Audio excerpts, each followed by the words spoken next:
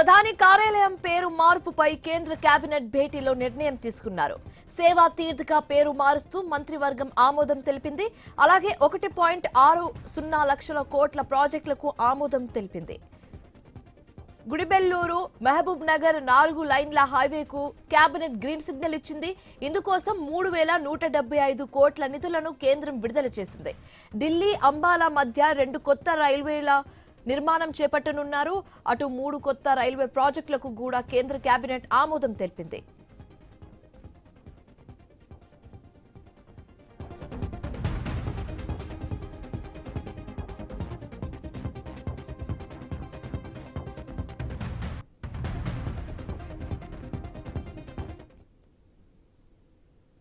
ప్రధాని కార్యాలయం పేరు మార్పుపై కేంద్ర కేబినెట్ భేటీలో నిర్ణయం తీసుకున్నట్లుగా తెలుస్తుంది.